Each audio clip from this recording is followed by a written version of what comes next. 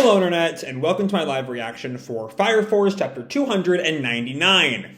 When we last left our heroes, Shinra, with the power of all creation, as Haumea calls it, just goes on to create a new world. Show specifically refers to it as a new Eden, a new paradise. But even in that paradise, despair is still there. Even in a world that should have no despair, that should be created, that is created solely by the power of Shinra's hope, despair still emerges. So what does that mean? And as Shinra sort of experiences all of that despair, he feels some sympathy for Haumea, but that question still lingers, is like, what do we do? What is the goal here? If even after all this there is still despair, and that cycle of despair and hope is allowed to continue just as it has been doing, what's to stop a few centuries from now humanity being right back in this same conflict? What do we do? And no one has really provided a good answer yet. I mentioned last week the answer I would kind of like, being like learning to live with despair and hope in tandem. But we'll have to see how that all plays out here. Anyway, hope alone cannot save them. The chains of despair must be broken. What will their answer be? And we see the sort of like wildlife of this new world, the giraffes and the elephants, is like hummingbird getting nectar from a flower, and Haumea just kneels and cries in the midst of it, still pressing on to Shinra. You say you are not a god? Creation stems from imagination. It forms the very earth. That's exactly what makes you god, Shinra Bansho man. And we see Shinra still just sort of taken aback at Haumea's claim. Chapter 299, Answer. I have a scan letter page that go by the manga page, and then we continue right where we left off, as Haumea continues. Using your imagination and the power of God, you formed all creation, and thus created a new hell. And Shinra's taken aback by that. But he just presses on, not really accepting her claims, but just sort of pushing forward the way he has been, which I'm not sure will end up working. You think this is all hope has to offer? I keep looking forward, so I won't take a single step back. And he lifts his leg up to bring it down for a kick. Just watch me! And Haumea starts glowing from her third eye again. For the sake of humanity, I will resist you to the very end. And Shinra brings his foot down. Light of despair! And Shinra catches it, actually. His foot is still up. Here goes! And he slams it down. And from that rise buildings from all kinds of different cultures. We see traditional Japanese towers. We see what might be a Western skyscraper, a kind of Russian looking building, maybe an old West, an older European style. There's just a bunch of different architectural styles that Shinra is creating with that hope born from despair. I do think it is interesting, though, that everything Shinra's done, all the creation he has made, was powered by Haumea's own despair attacks. So I'm curious how that'll end up getting used here. And Sho is just shocked. He can even recreate civilization. And Haumea is just stunned. It cannot be. The light of despair travels at the speed of light, but you kicked it away.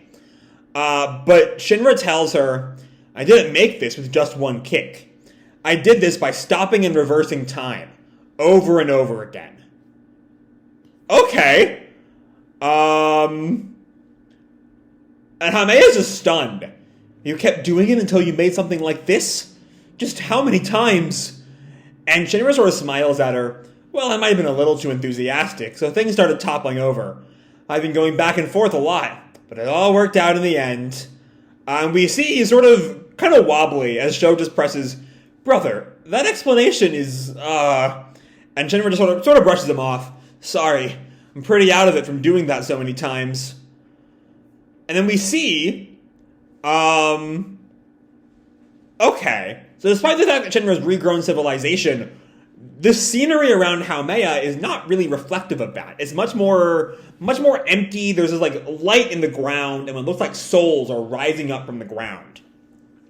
Shocking Haumea. And Shinra goes on, I already told you, didn't I? I believe in the future, and I won't take one step back. The Adola burst isn't just about destruction. It's the flame of rebirth as well. Okay, and these souls, they're floating. Haumea refers to them as her tears that fell, and now they're falling back, I think? Or rising up again? These are the tears I shed. What are you trying to do now? You can't mean to. And Shinra just sort of stops her. Oh, but I do. And Haumea yells, you mean to turn my tears back into souls? And Sho gets on to Shinra the same way he did last week. Brother, don't forget what I said. This is not a solution. And yeah, Sho's kind of right there. This still really isn't a solution to the problem. But this light glows from Shinra. And then we cut back to Arthur. And we had seen Arthur in the past. The world looked, like the world normally kind of looks. But now it seems to be glowing again. A white light instead of a black one, but still. And Arthur just watches. I can feel the breath of life coming from Earth. No. This is the wavelength of souls. And Excalibur just gives him a fool. And we see, amidst all these buildings, people are reforming with their souls. Though it still seems like all of these different cultural architectures are still kind of slammed together in one place. But yeah, people come back to life. Including Fairy. And the Cataclysm Force. Okay. That's certainly something. And he's shocked. What on earth? And he sees the Cataclysm Force all alive again. We come back to Ritsu. But the Cataclysm was complete. And yeah. Everyone is sort of being brought back. Even people long dead. Okay, like literally, I think maybe every single person who has died in this series. We see Kyoko Huang, just sort of confused, looking at the snakes coming out of her body. Her flame powers are activated. She's sort of confused. We see a couple people, I think maybe looking at some. They're clearly, they look to be part of Company 4, but also that's one of the Fifth Angels 3 there, I think. I'm not sure what they're confused about. And then we see Giovanni is back as a little bug. Just a bug, from what I can tell. Just the last bug of Giovanni. And then I think that's the reporter from the fight with Raffles. I'm reporting live from the scene, though I'm not sure what scene. And then we see even Hibachi is alive. Which means this isn't just people who died during the last day or so. Hibachi died years ago. I'm not sure how he's back. I don't know. And this panel is with the Asakusa gang. This old lady sees him. What's this? Hibichan? It's been so long. And then I think that's the twins' father, just shocked. Huh? And Hibachi's sort of already grumpy. The twins, Gramps! And Conroe turns to Benimaru. This must be hell. Benimaru's hair wasn't always that length, was it? Like, when we last saw him, his hair was a good deal shorter, I think. Let me see if I can find that chapter real fast. The chapter of everyone dying. I think that's 291, yeah. So the flipping through this, his hair doesn't quite, it seems to be a different length. Let me go back to where we just were, comparing the two. Yeah, it seems a little bit neater in this panel, a little bit like straighter at the edges. I don't know. He looks younger, is my point, Benimaru there. Then we see that Burns is back to life, but he's kept his doppelganger's horns, which is really funny. And Joker laughs, you. And Kareem is just shocked. What in the wedding? What? And Ho-Yan, it's all back. And then even Raffles is back. Huh? What happened to the Cataclysm? And someone sees him. Oh, my lord. And then we see some girl who I don't recognize. We see two of the butchers who had died back in the Obi's rescue arc. I think that's the guy, that's Juggernaut's friend who Orochi killed. Looking like an axe in his head. For real? And then we see that Hog is back. Kareen and Ogun go to hug him. Captain! And Pond just tweets his whistle. Pee-pee! Then we see... Oh, wait, no, that's someone else who must have already died. Because we see Hajiki on the next page. Because we see who comes back to life now, but all those randos who died right before Hajiki. The one who, Jonas, who had the, had like the girl who was right about to marry, I think. Natasha, Jonas, oh, I'm so relieved. Then Anton holding his son. It's a boy. It looks just like you, Anton. And Shoe Guy, shiny shoes. What a king. What a king right there. And then we see Hajiki, who again was killed by Orochi. Hajiki senpai, what's going on? And Orochi is also alive again. Seeing him up close, he's totally my type. Okay. And then we get some people I don't recognize. Fuchan and Rin-san, who I don't know if we met before. This next one is the priest who infernalized during the Iris arc that Shinra had to put down. Then we see some of Charon's henchmen. Then we see this family of 3 I don't recognize. And then Joker's abuser from his time in the underground. Then I think this is Tempeh from China with like lifelike animals. We see the animals from China, Scop, and I forget the crow's name. We see Inca's buddies. Okay. And then we see Flail, and I think that's Mirage, a horse, and then Vulcan's father and grandfather, who are like literally everyone it's almost like everyone who's ever died has come back to life. Which is wild. Like, what are the ramifications of this? Everyone is alive again. Because we see, I'm guessing Vulcan's father turns to his own father. Pops, is this Vol's doing? And then it's some of the folks from Asakusa. The Hassan, I think was his name. The guy who infernalized himself. And then the weirdo who looked just like the twins. We see another person. A couple more people who don't recognize. And then we have Rekka, who's alive again. By the stars, I've been reborn! And Trauma Rekka in Nataku's mind is still alive. And I'm still here too. And Nataku is just terrified of having 2 Rekkas now. We see Hibana and all of the nuns who were killed by Sumire. And then I think that's the Talking Infernal from the Company 5 arc. Who's back to life and is also still kind of an infernal? Okay. And then, I know who these are. From like the second episode.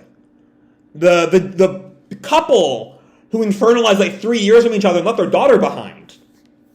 Dad? Mom? Mikako. How's barbecue sound? And then I don't know who these 2 are. Psycho! Oh, there. But then we see another guy, smoke starts to come from his mouth. Almost like this is the problem that Sho sort of brought up, that the cycle's repeating again. Just bringing everyone back without fixing anything isn't going to solve your base problem. There's a problem at the very root of society or humanity or something that just recreating everything that led us to this point is not going to fix. Maybe? I don't know. Then we see Obi still lying on the ground, and he opens his eyes, and all of Company 8 sees him. Captain Obi! And they all like dogpile on him, and Obi's just oof. And as the smoke clears, Haumea just continues, This is unbelievable. Did I not tell you that history will repeat itself from this catastrophe to the next? And Sho also questions, brother, is this really okay? And Shinra just grins. Everyone is here. Is this the true nature of Shinra's hope? To be continued after 300, the only way. Okay. So this chapter was definitely a choice. And I'm going to hold off any real judgment on it until we see where this goes. Because, every single death is reversed. Everyone is brought back to life. Everyone who ever died is brought back to life, given how far back this goes. Hibachi's revived. Raffles the First is revived. That's the thing that's like, holy shit. Raffles died like before the solar calendar got started. You know, he was killed by Yona before the Empire was founded, right? I don't know. It's just really weird. But it does not seem like, you know, the sort of thing where just everything is undone and no need to worry about it, right? Like, there's definitely worrying going on here. You know, Haumea has not really let go of her belief history will repeat itself from this catastrophe to the next.